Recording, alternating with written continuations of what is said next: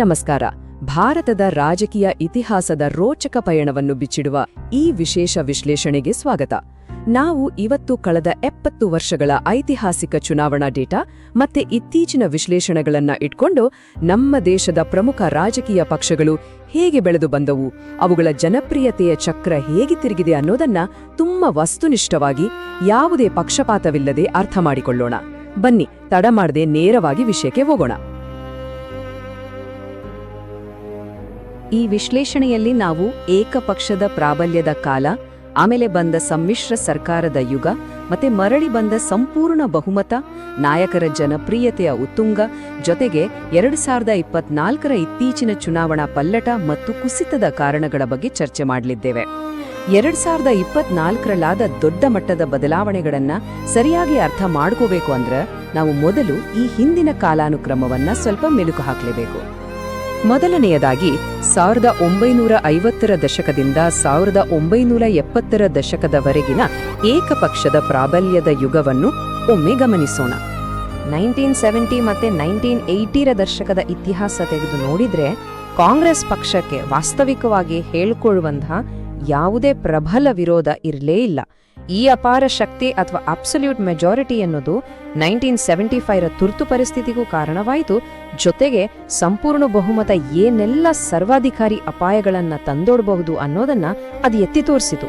ಇನ್ನೊಂದು ಆಶ್ಚರ್ಯ ವಿಷಯ ಅಂದ್ರೆ 1984ರ ಚುನಾವಣೆ. ಆವಾಗ ಕಾಂಗ್ರೆಸ್ ಬರೋಬ್ಬರಿ 400ಕ್ಕೂ ಹೆಚ್ಚು ಸ್ಥಾನಗಳನ್ನ ಗೆದ್ರೆ, ಹೊಸದಾಗಿ ಹುಟ್ಟಿದ ಬಿಜೆಪಿ ಗೆದ್ದಿದ್ದು ಕೇವಲ 2 ಸ್ಥಾನ. ಊಹಿಸ್ಕೊಳ್ಳಿ ಆ ಪ್ರಾಬಲ್ಯ ಹೇಗಿತ್ತು ಅಂತ. ದಶಕಗಳ ಕಾಲ ಇದ್ದ ಈ ಏಕಪಕ್ಷದ ಆಡಳಿತದ ನಂತರ ಮುಂದೆ ಶುರುವಾಗಿದ್ದೆ ಸಮ್ಮಿಶ್ರ ಪ್ರಜಾಪ್ರಭುತ್ವದ ಯುಗ. 1990ರ ದಶಕದ ಮಧ್ಯಭಾಗದಲ್ಲಿ ಗಾಳಿ ದಿಕ್ಕು ಬದಲಾಯಿತು. 1996ರ ಈ ಚುನಾವಣಾ ಡೇಟಾವನ್ನೊಮ್ಮೆ ಗಮನಿಸಿ. ಇಲ್ಲಿ ದೊಡ್ಡ ಬದಲಾವಣೆ ಕಾಣಿಸುತ್ತೆ. ಬಿಜೆಪಿ 161 ಸ್ಥಾನಗಳನ್ನು ಪಡೆದರೆ ಕಾಂಗ್ರೆಸ್ 140 ಸ್ಥಾನ ಪಡೆಯುತ್ತೆ. ಅಂದ್ರೆ ಅಧಿಕಾರದ ಹಂಚಿಕೆ ಹೆಚ್ಚು ಸಮತೋಲನಕ್ಕೆ ಬಂತು. ರಾಷ್ಟ್ರೀಯ ಮಟ್ಟದಲ್ಲಿ ಸ್ಪರ್ಧೆ ಸಂಪೂರ್ಣವಾಗಿ ಲೆವೆಲ್ ಆಯಿತು ಅಂತಲೇ ಹೇಳಬಹುದು. ಸಮ್ಮಿಶ್ರ ಪ್ರಜಾಪ್ರಭುತ್ವ ಅಂದ್ರೆ ಏನ್ ಗೊತ್ತಾ? ಯಾವುದೇ ಒಂದೇ ಪಕ್ಷ 272 ಸ್ಥಾನಗಳನ್ನ ಗೆದ್ದು ಮ್ಯಾಜಿಕ್ ನಂಬರ್ ತಲುಪದೇ ಇರುವಂಥ ಒಂದು ರಾಜಕೀಯ ಹಂತ. ಯಾರು ಬಳಿಯೂ ಬಹುಮತ ಇಲ್ಲದಿರೋದ್ರಿಂದ ಒಮ್ಮತ ಮೂಡಿಸೋದು ಅನಿವಾರ್ಯ ಆಗುತ್ತೆ. ಮೂಲಗಳ ಪ್ರಕಾರ 2004ರ ಚುನಾವಣೆಗಳವರೆಗೆ ಮುಂದುವರೆದ ಈ ಅವಧಿಯನ್ನ ಭಾರತೀಯ ಪ್ರಜಾಪ್ರಭುತ್ವದ ಉತ್ತುಂಗ ಅಂತಲೇ ಕರೆಯಬಹುದು. ಯಾಕೆ ಗೊತ್ತಾ? ಈ ಒಮ್ಮತದ ಅನಿವಾರ್ಯತೆ ಇರೋದ್ರಿಂದಲೇ ಯಾವುದೇ ಒಂದು ಪಕ್ಷ ಸಂವಿಧಾನವನ್ನ ತನ್ನಿಷ್ಟದಂತೆ ಏಕಪಕ್ಷೀಯವಾಗಿ ಬದಲಾಯಿಸೋಕೆ ಸಾಧ್ಯವೇ ಇರಲಿಲ್ಲ. ಆದರೆ ಈ ಸಮ್ಮಿಶ್ರ ಸರ್ಕಾರದ ಬ್ಯಾಲೆನ್ಸ್ 2014ರ ಐತಿಹಾಸಿಕ ಚುನಾವಣೆಗಳೊಂದಿಗೆ ದಿಢೀರನೆ ಕೊನೆಗೊಳ್ತು. ಮತ್ತೆ ಸಂಪೂರ್ಣ ಬಹುಮತದ ಯುಗ ಮರಳಿ ಬಂತು. 882 ಈ ನಂಬರ್ ನೋಡಿ. 2014ರಲ್ಲಿ ಬಿಜೆಪಿ ಸ್ವತಂತ್ರವಾಗಿ ಗಳಿಸಿದ ಸ್ಥಾನಗಳಿವು. ಇದೊಂದು ರೀತಿಯಲ್ಲಿ 1970ರ ದಶಕದಲ್ಲಿದ್ದ ಏಕಪಕ್ಷದ ಪ್ರಾಬಲ್ಯ ಮತ್ತೆ ವಾಪಸ್ ಬಂದಂತಹ ಬಹುದೊಡ್ಡ ಬದಲಾವಣೆ. ಇತ್ತ ಕಾಂಗ್ರೆಸ್ ಕೇವಲ 44 ಸ್ಥಾನಗಳಿಗೆ ಕುಸಿದೋಯ್ತು. ಅಪಾರವಾದ ರಾಜಕೀಯ ಅಧಿಕಾರ ಮತ್ತೆ ಒಂದೇ ಕಡೆ ಕೇಂದ್ರೀಕೃತವಾಯಿತು. ಹೀಗೆ ಸಂಪೂರ್ಣ ಬಹುಮತ ಸಿಕ್ಕಾಗ ಏನಾಗತ್ತೆ?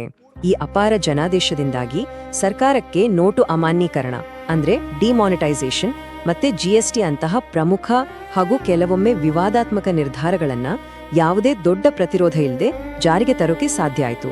ಯಾಕಂದ್ರೆ ಇಡೀ ರಾಜಕೀಯ ನಿರೂಪಣೆ, ಮಾಧ್ಯಮಗಳು, ಸಾರ್ವಜನಿಕರ ಗಮನ ಎಲ್ಲವೂ ಪ್ರಧಾನಿ ಮೋದಿಯವರೊಬ್ಬರ ಮೇಲೆ ಪೂರ್ತಿಯಾಗಿ ಕೇಂದ್ರೀಕೃತವಾಗಿತ್ತು ಅಂತ ವಿಶ್ಲೇಷಣೆಗಳು ಸ್ಪಷ್ಟವಾಗಿ ಸೂಚಿಸ್ತವೆ. ಈ ಹಾದಿಯಲ್ಲಿ ಆಡಳಿತ ಪಕ್ಷ ಮತ್ತು ಪ್ರಮುಖ ನಾಯಕರ ಜನಪ್ರಿಯತೆಯ ಉತ್ತುಂಗ ಹೇಗಿತ್ತು ಅಂತ ನೋಡೋಣ. 2014ರಲ್ಲಿ ಸಿಕ್ಕ ಆ ದೊಡ್ಡ ವೇಗದ ಆಧಾರದ ಮೇಲೆ ಮುಂದಿನ ವರ್ಷಗಳಲ್ಲಿ ಆಡಳಿತ ಪಕ್ಷದ ಜನಪ್ರಿಯತೆ ಹೇಗೆ ತುತ್ತ ತುದಿ ತಲುಪಿತು ಅನ್ನೋದು ನಿಜಕ್ಕೂ ಕುತೂಹಲಕಾರಿ.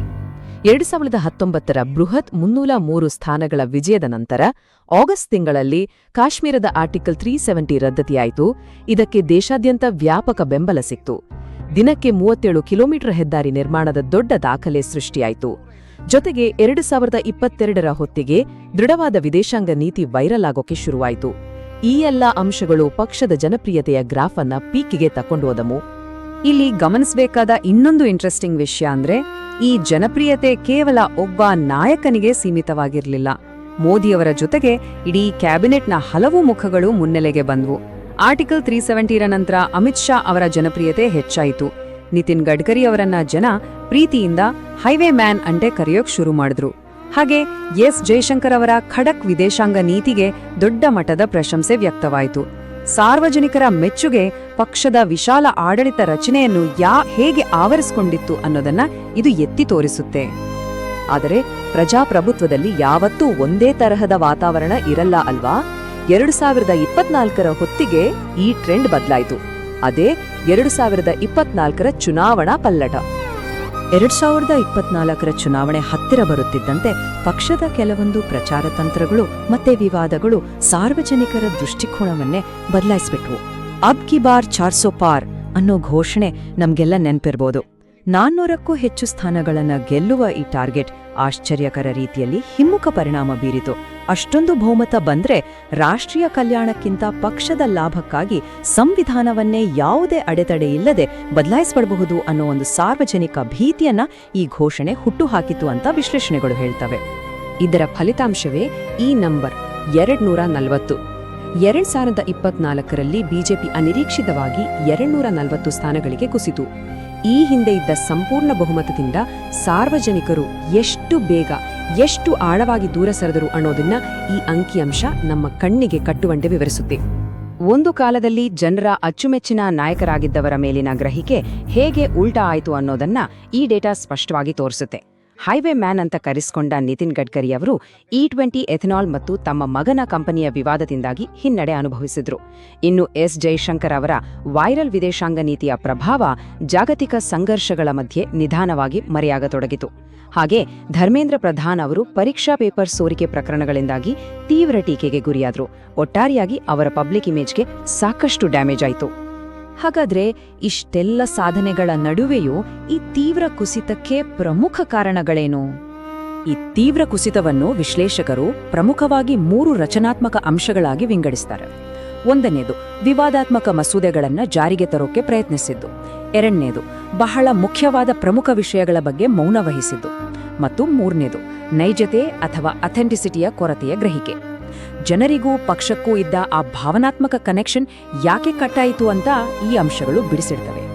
ಇದನ್ನ ಅರ್ಥ ಮಾಡ್ಕೊಳ್ಳಲು ಒಂದು ಅದ್ಭುತವಾದ ಹೋಲಿಕೆ ಇಲ್ಲಿದೆ ನೋಡಿ. ಆರ್ಟಿಕಲ್ 370 ರದ್ದತಿಯನ್ನ ಜನ ಬಹಳಷ್ಟು ಬೆಂಬಲಿಸಿದ್ರು. ಅದನ್ನ ಒಂದು ದೊಡ್ಡ ರಾಷ್ಟ್ರೀಯ ಏಕೀಕರಣ ಅಂತಲೇ ನೋಡಿದ್ರು. ಆದ್ರೆ ಇತ್ತೀಚಿನ ಡಿಲಿಮಿಟೇಷನ್ ಅಥವಾ ಒಂದು ದೇಶ ಒಂದು ಚುನಾವಣೆಯಂತಹ ಹೊಸ ಪ್ರಸ್ತಾಪಗಳನ್ನ ಜನ ಅನುಮಾನದಿಂದ ನೋಡಕ್ಕೆ ಶುರು ಮಾಡಿದ್ರು. ಹಿಂದಿನ ನಿರ್ಧಾರಗಳು ರಾಷ್ಟ್ರ ಸೇವೆ ಅನ್ನಿಸ್ತ್ರೆ ಈ ಹೊಸ ನಿರ್ಧಾರಗಳು ಕೇವಲ ರಾಜಕೀಯ ಲಾಭಕ್ಕಾಗಿ ಪಕ್ಷದ ಸ್ವಯಂ ಉಳಿವಿಗಾಗಿ ಮಾಡ್ತಿರೋ ತಂತ್ರಗಳು ಅಂತ ಸಾರ್ವಜನಿಕರು ಭಾವಿಸಿದ್ದೇ ಈ ದೊಡ್ಡ ಪಲ್ಲಟಕ್ಕೆ ಕಾರಣವಾಯಿತು. ಇನ್ನು ನೈಜತೆಯ ಕೊರತೆ ಅನ್ನೋದಕ್ಕೆ ಈ ಎಥೆನಾಲ್ ಮಿಶ್ರಣದ ಉದಾಹರಣೆಯನ್ನೇ ತೆಗೆದುಕೊಳ್ಳಿ. 20% ಎಥೆನಾಲ್ ರೋಲ್ಔಟ್ ಮಾಡಿದ್ದರ ಉದ್ದೇಶ ಇಂಧನ ಬೆಲೆ ಕಡಿಮೆ ಮಾಡೋದು. ಆದ್ರೆ ಅದು ವಿಫಲವಾಯಿತು. ಪೆಟ್ರೋಲ್ ಬೆಲೆ $114 ಮುಟ್ಟಿತು. ಇದೇ ಸಮಯದಲ್ಲಿ ಸಂಬಂಧಪಟ್ಟ ಸಚಿವರ ಸ್ವಂತ ಕುಟುಂಬಕ್ಕೂ ಈ ಎಥೆನಾಲ್ ಉತ್ಪಾದನಾ ಉದ್ಯಮಕ್ಕೂ ಕನೆಕ್ಷನ್ ಇದೆ ಅಂತ ಜನರಿಗೆ ಗೊತ್ತಾಯಿತು. ಇದು ಪಕ್ಷ ಕಟ್ಕೊಂಡಿದ್ದ ಭ್ರಷ್ಟಾಚಾರ ರಹಿತ ಇಮೇಜ್ಗೆ ನಿಜಕ್ಕೂ ದೊಡ್ಡ ಪೆಟ್ಟು ಕೊಡ್ತು. ಈ ಸಂಪೂರ್ಣ ವಿಶ್ಲೇಷಣೆ ನಮ್ಮನ್ನ ಒಂದು ಬಹಳ ಮುಖ್ಯವಾದ ಪ್ರಶ್ನೆಯತ್ತ ತಂದು ನಿಲ್ಲಿಸುತ್ತೆ. ಭಾರತದ ಪ್ರಜಾಪ್ರಭುತ್ವದಲ್ಲಿ ಒಂದೇ ಪಕ್ಷದ ಸಂಪೂರ್ಣ ಬಹುಮತದ ಯುಗ ಬಹುಶಃ ಕೊನೆಗೊಳ್ತಿದೆಯಾ? ಏಕಪಕ್ಷದ ಪ್ರಾಬಲ್ಯದಿಂದ ಶುರುವಾಗಿ ಸಮ್ಮಿಶ್ರ ರಾಜಿಗೆ ಬಂದು ಮತ್ತೆ ಪ್ರಾಬಲ್ಯ ಸಾಧಿಸಿ ಈಗ ಮತ್ತೆ ಆಗ್ತಿರೋ ಈ ಐತಿಹಾಸಿಕ ಚಕ್ರೀಯ ಪಲ್ಲಟಗಳನ್ನು ನೋಡಿದಾಗ ಭವಿಷ್ಯದಲ್ಲಿ ಏಕಪಕ್ಷದ ಆಡಳಿತಕ್ಕೆ ಬ್ರೇಕ್ ಹಾಕಲು ಭಾರತದ ಮತದಾರರು ಶಾಶ್ವತವಾಗಿ ನಿರ್ಧರಿಸ್ಬಿಟ್ಟಿದ್ದಾರಾ ಅನ್ನೋ ಕುತೂಹಲ ಖಂಡಿತ ಮೂಡುತ್ತೆ. ನಾವೇ ಒಮ್ಮೆ ಆಳವಾಗಿ ಯೋಚಿಸಬೇಕಾದ ವಿಷಯ ಇದು. ಈ ಮಾಹಿತಿಯುಕ್ತ ವಿಶ್ಲೇಷಣೆಯಲ್ಲಿ ನಮ್ಮೊಂದಿಗೆ ಇದ್ದಿದ್ದಕ್ಕಾಗಿ ಧನ್ಯವಾದ.